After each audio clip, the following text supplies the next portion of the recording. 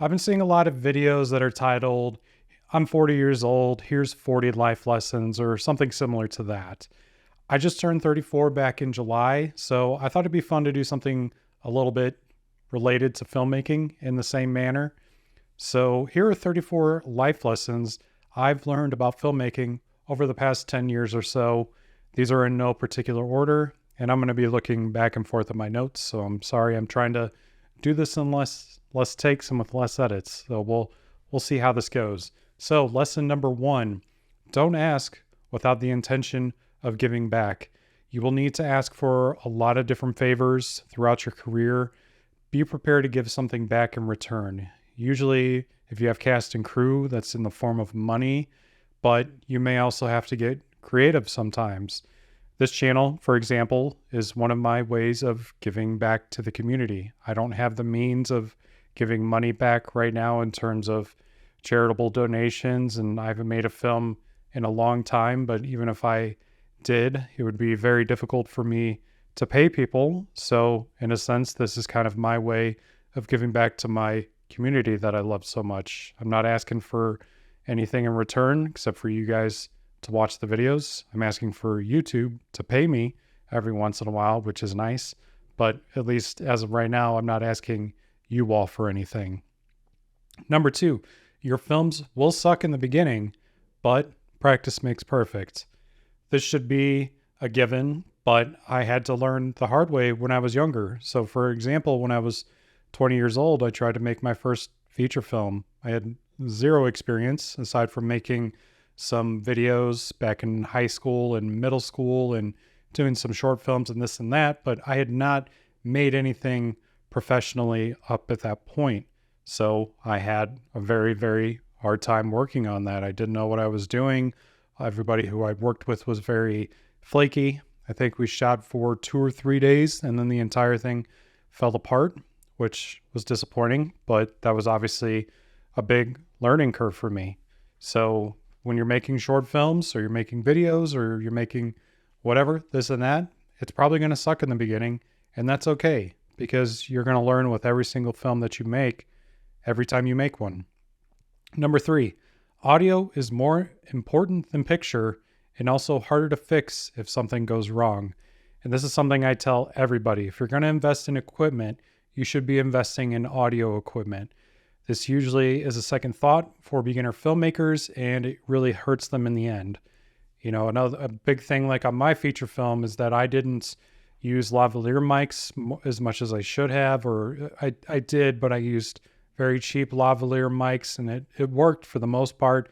But, you know, certain situations like filming in houses and stuff like that near running refrigerators definitely caused a lot of chaos when it came to, you know, the sound quality and just getting clean dialogue.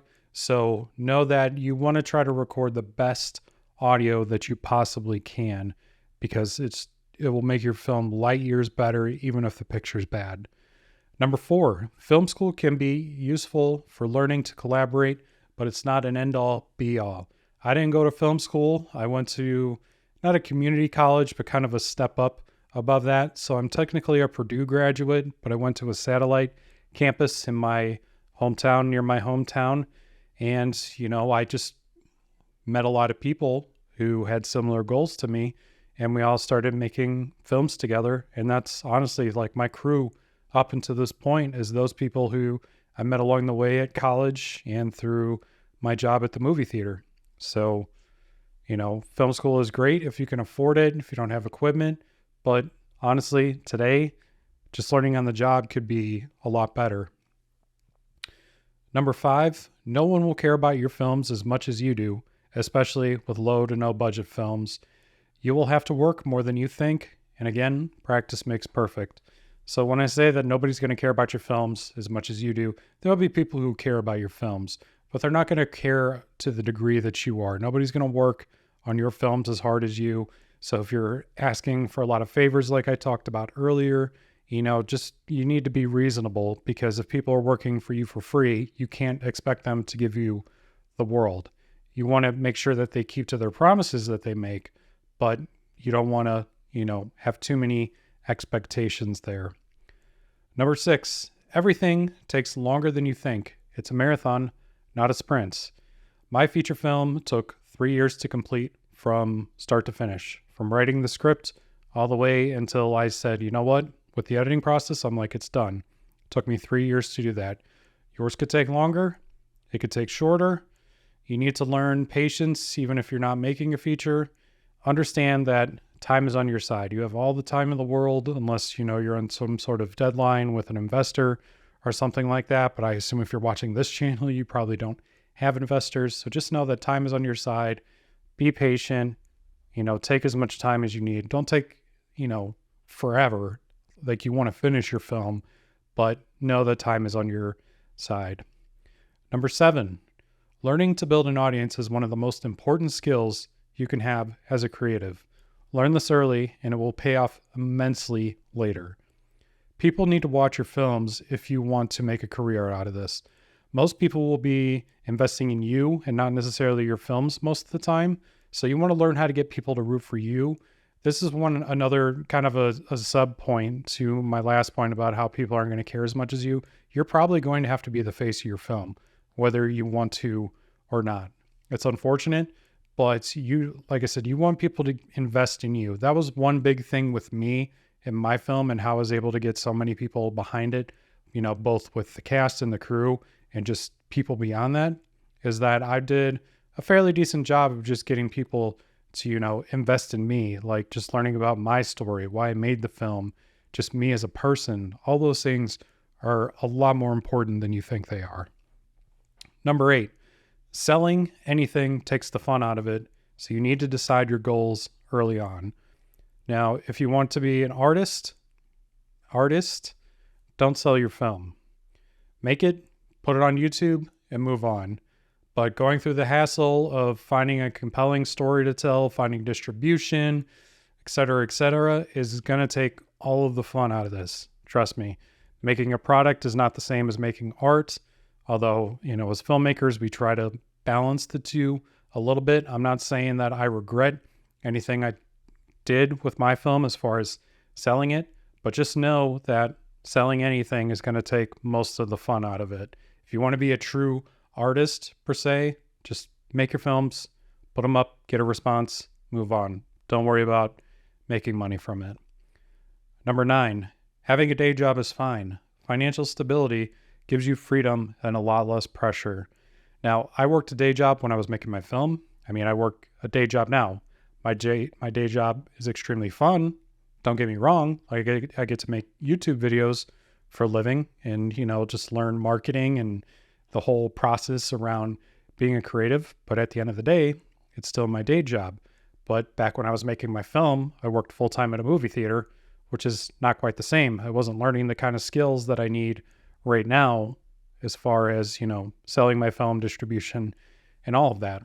But having a stable job and being able to pay your bills is extremely important. And I think people don't always realize that and just how much freedom it gives you to be able to do whatever you want. Now, I know it kind of takes time away, especially if you have families and all this, even though, this video is directed toward people in their early 20s. So assuming you guys don't have families, but let's say, you're someone my age or older, you may have a lot more responsibilities. Completely understand that too. But that's why I say time is on your side and just be patient. But as far as with the day job, it's very important to have some financial stability, because if you're like a starving artist per se, I think it's a lot more difficult to do the things that you want to do, especially filmmaking. Filmmaking is a very, very expensive hobby.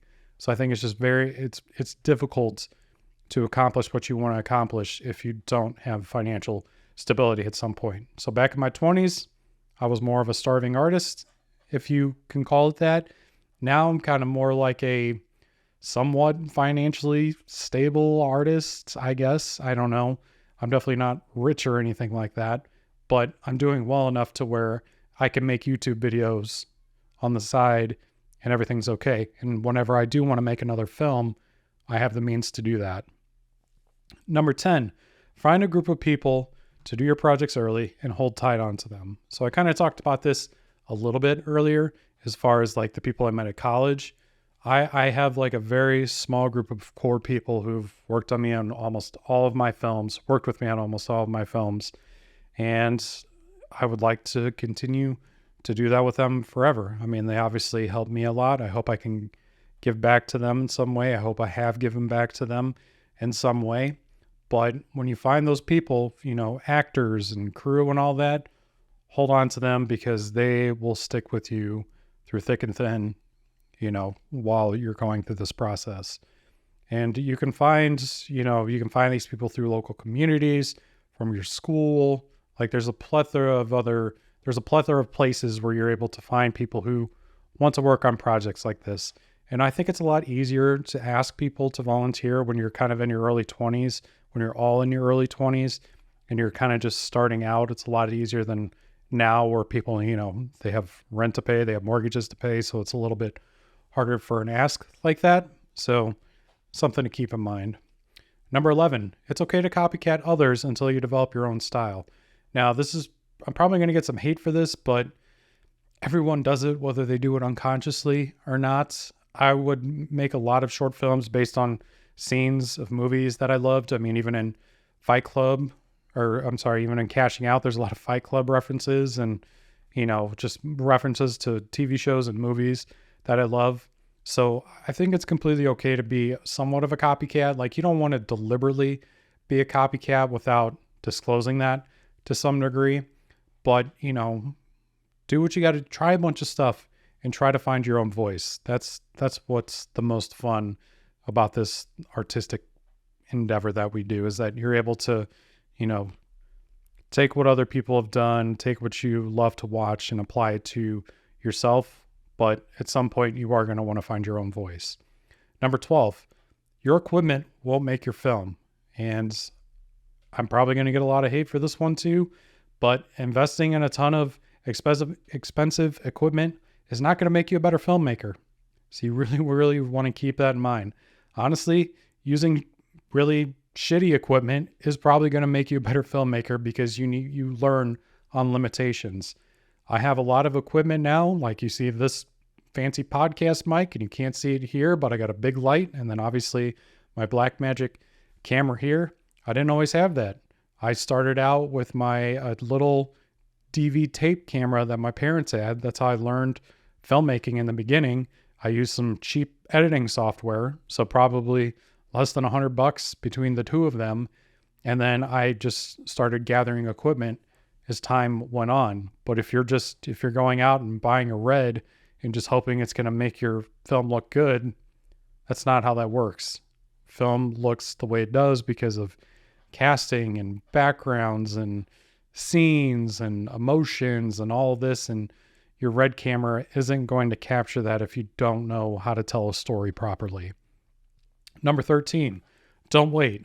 I'm going to use this phrase that's commonly used for investing in the stock market. The best time to invest was X number of years ago, and the second best time is right now. So you may have wished that you could have made films 20 years ago, but the second best time is right now. Number 14, you probably won't make any money, but that doesn't mean you shouldn't do it. It's hard to make money in Hollywood, but it's even harder to do it on your own. Make things for as cheap as possible that you can. It's my best advice. I spent $15,000 on my first feature film. On other short films, I've spent like a couple $100, so not very much.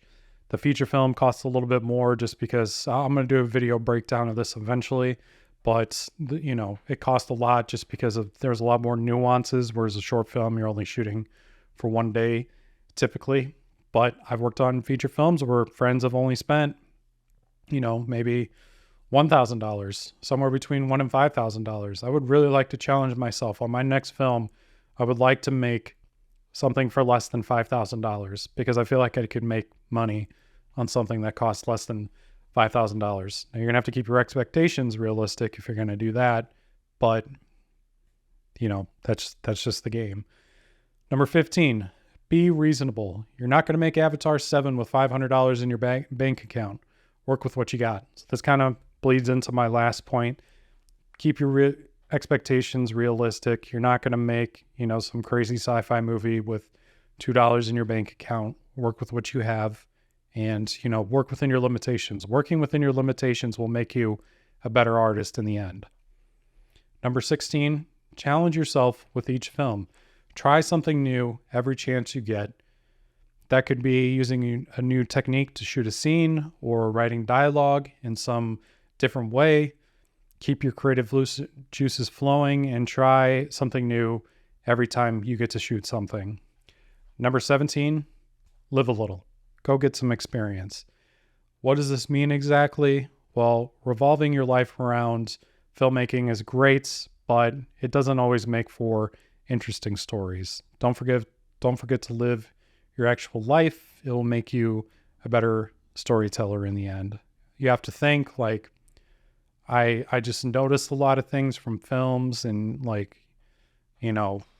let's take a zombie apocalypse movie for an example. As I started getting a lot more life experience and traveling and just seeing different parts of the United States. I haven't been able to travel abroad, unfortunately, but just keeping it within the States. You start noticing a lot of things and you're like, oh, this is how they came up with this idea for zombies because of this or that, or maybe just some other ideas as far as like big picture ideas. Like you want to go find those different experiences because it's going to give you interesting perspectives, and it's also going to give you those emotional, make you feel those emotions that you're going to be able to translate into your scripts and on screen at some point. So don't forget to get that experience. Number 18, keep your number of shooting days short. This helps keep your costs down, and you'll have a better chance of not losing motivation with your film. Now, I spent 23 days shooting Cashing Out, and that was a little bit insane. The film was definitely a lot more ambitious than I probably should have done for my first feature film, but alas, here we are. I made it happen. But I would say try to keep it under 10 days if possible, maybe even 8, like my new colleague and friend Justin Milton said in our interview, where he said he tries to keep all of his shoot days under 8 days for the most part. So I'm going to say try to keep it anywhere from, let's say, 6 to 10 is probably reasonable. It's not a big ask for most people. And, like I said, it helps keep your costs down. And again, it's one of those limitation things where it'll make you a better filmmaker if you can figure out how to film a whole movie within a short amount of time. And actually, I think my friend John Eisberg, who did The Final Summer, we did that interview two here on the channel. I don't think he shot many days either. I don't want to misquote him, but I think it was somewhere between like 10 to 16 days. I think it was maybe closer to, I think he shot for 2 weeks and then had some pickup days here and there. But I mean, still, for what he was able to do, pretty short shoot days. Now, why did my film take longer? I had a lot of shorter shooting days. Like I think, we had a lot of like 8 to 12 hour days. But there were some days where we could only shoot like 4 hours. So, those days would pile up. But still, if you could, I would try to keep your shooting days as short as possible. And then, I guess a bonus tip here would be to keep your cast down too, because obviously you don't have as many schedules to work around. Number 19, relationships are more important than your film. Don't burn bridges with people. People will sometimes be unreliable. You don't know what's going on in people's lives. It's hard to grasp how much of a commitment this passion is sometimes. So don't get angry with people on set. No one ever wins there. Number 20, use what you've got in life in your stories. So this is commonly known as write what you know. You can put yourself in other people's shoes to create dynamic stories and characters, but your experiences are what gives your film its uniqueness. So don't forget that. So it kind of goes back into what I was talking about with, go live a little. But once you actually go and live a little, you're able to bring those experiences back to, put into your stories. Number 21, pick your hard. Hollywood is hard. Staying home is hard. Making films at home is hard. Doing nothing is hard. Choose your battle. Number 22. And I apologize for the language, but people are assholes. People can be haters and outright mean as far as critics, people who will, even people on the other side as far as, in the film community. I can't believe how cliquey the film community can be sometimes, but realize that you are not going to be everyone's cup of tea. I really like this quote by Quentin Tarantino, and I'm not quoting this verbatim, but he says, "I make movies for me. You're all just invited." And honestly, that's growing on me the more and more I make art and content and movies. Number 23, don't be an asshole. It's very easy to be judgmental about other people's art. Making film is tough. Stay humble. So don't be like those people that I talked about. Number 24, take care of yourself. I had a heart attack a year ago. It's very easy to overwork yourself with this passion. Don't neglect your film. It's not worth it. If I could, I would. I wouldn't take everything back, but I would chill out a little bit more and maybe just not take myself so seriously all the time. Number 25, finish the project. Not finishing a project is a lot worse than having a project that sucks. I will tell you that. You can learn from a bad film. You can't learn from a film that doesn't see the light of day. Well, I guess you can, but I know a lot of people who start projects and then they just never finish them. And it's unfortunate to see. And a lot of times they regret it heavily. They are unhappy with how long the process takes or this and that. And then they just get overwhelmed and they just quit. Maybe they don't quit, but they haven't worked on their film in years or this and that. I'm very much of the mindset that if I ask a bunch of people to work on something with me, that I need to finish it. I need to, they came through for me. I need to come through for them. So don't forget that. Number 26, keep it simple. Keep your script simple. Keep your shoots simple. Complexity hardly ever works. You can make something meaningful. That is simple. Don't forget that. Number 27, listen to your peers and mentors sparingly. You should listen to me sparingly. Everyone has an opinion. It's up to you to filter through the noise. I spent way too much of my younger years focused on the wrong opinions, taking criticism and feedback, but choose what to take in that makes the most sense to you. And I wish I would have taken that advice a lot sooner. Number 28, learn from your mistakes instead of dwelling on them. I wish every film I ever created was made differently, including probably a lot of YouTube videos. So pretty much anything I make, I wish I would have made differently. I wish I would have made this video differently, but here we are. But here's the great part about all of that, is that you can always do better next time. Every film should be a playbook on how to make your next one. Number 29, define what success means to you. Do you want to make it in Hollywood? Go to Hollywood and do that. Do you want to stay home and make indie features for the rest of your life? Great. Be like me and do that.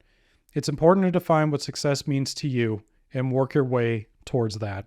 Success for me is making projects that I want to make the way I want to make them. I hope to make it a full-time career at some point, but if I don't, that's okay too. So long as I am making stuff, I am happy. Number 30, don't underlight.